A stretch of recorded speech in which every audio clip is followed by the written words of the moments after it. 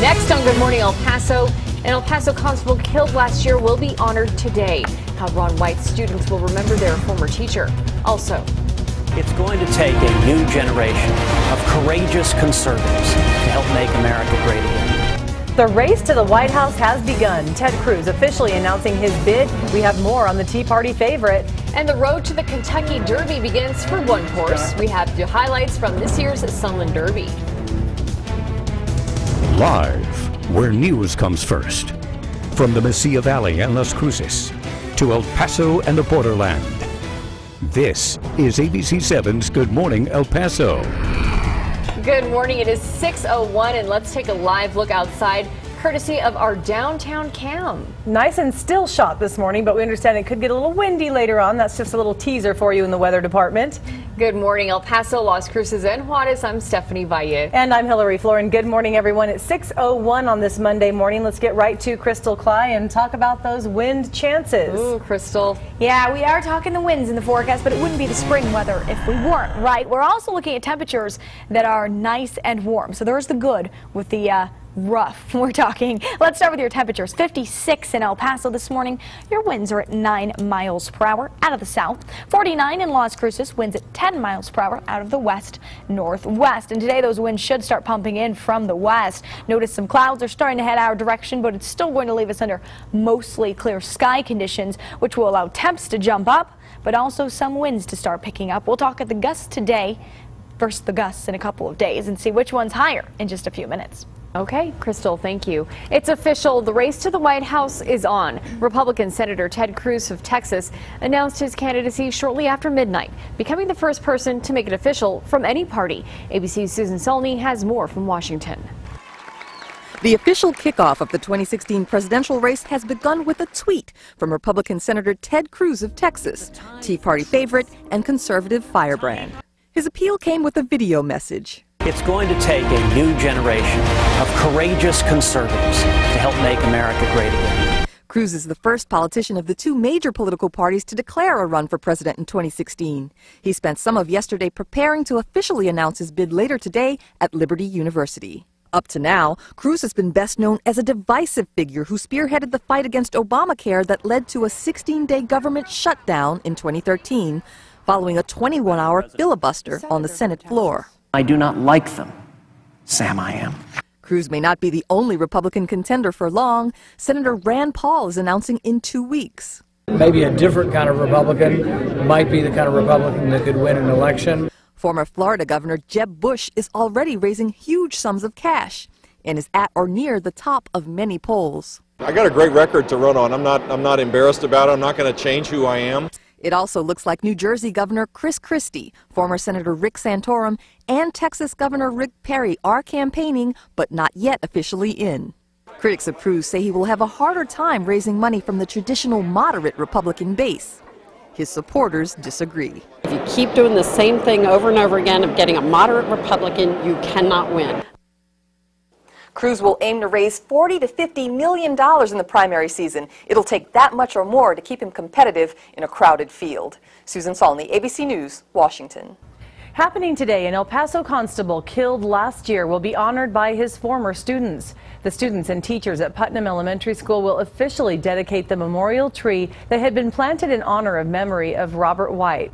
White was killed last Halloween on the job while working security at a haunted house.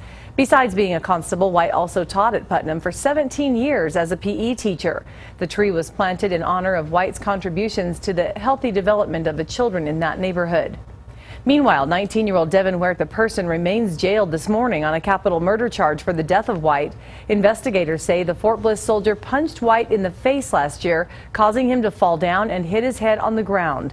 An autopsy report states White had hypertension, but a man punching him played a significant role in his death. In honor of the El Paso police officer killed in a motorcycle crash last week, a national organization paid tribute with the flag that flew over the World Trade Center during the September 11th attacks. Adrian Arellano, a 10-year veteran of the El Paso Police Department, was killed while escorting a funeral procession last Wednesday. Founder of the Honor Flag Project, Chris Heisler, held a flag ceremony with the actual flag from 9/11 at Chuck Heinrichs Park. Heisler then took the flag to the funeral home.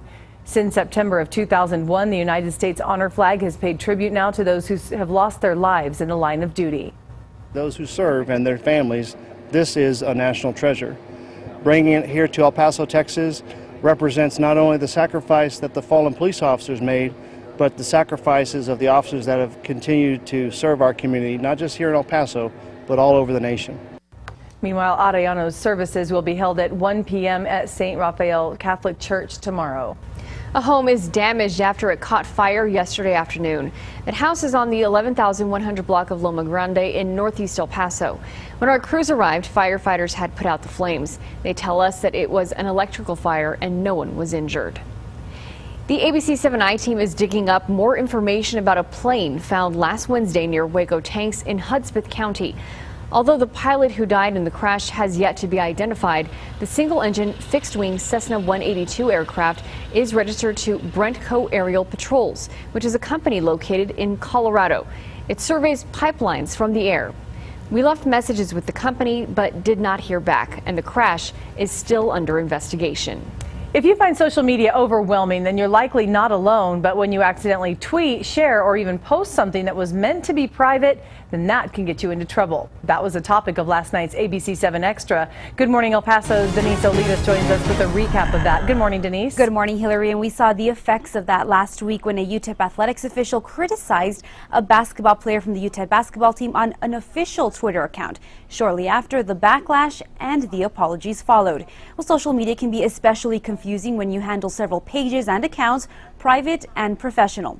According to Nielsen Local Insight Suite, Facebook rules in social media usage here in El Paso at 88%. That's followed by YouTube at 64% and Google at 26%. With the several options in social media, Marina Monsivalles, who runs Barracuda PR, talked about how to choose the right one.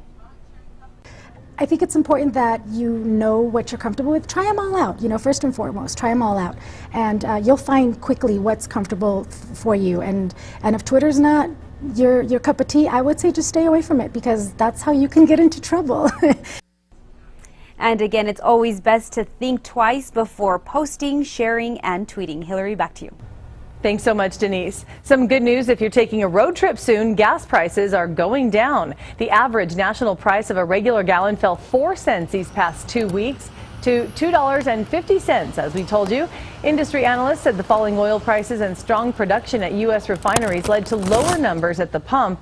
Los Angeles had the most expensive gas among cities surveyed at $3.29. Charleston, South Carolina had the cheapest at $2.11. El Paso prices, well, they range from as low as $1.99 to $2.69 at the highest. And it's 6:08, time to take a look at our traffic courtesy of the TxDOT traffic cameras over on the far east side of the county. You could see that traffic is moving along pretty smoothly, no problems to report. Of course, as the day progresses, of course, we'll see more cars on the road. Just be careful out there. This year's Sunland Derby, it's in the books. Coming up, we catch up with the winning horse himself. And a veteran in Chaparral was devastated after his work was vandalized. How the community is now helping out to rebuild the memorial he made. And meteorologist Crystal Cly has your detailed forecast. Crystal. And that forecast is looking fairly good, but we've got those winds to talk about. We're going to look at your wind cap after the break. Thanks, Crystal. This is ABC7, where news comes first.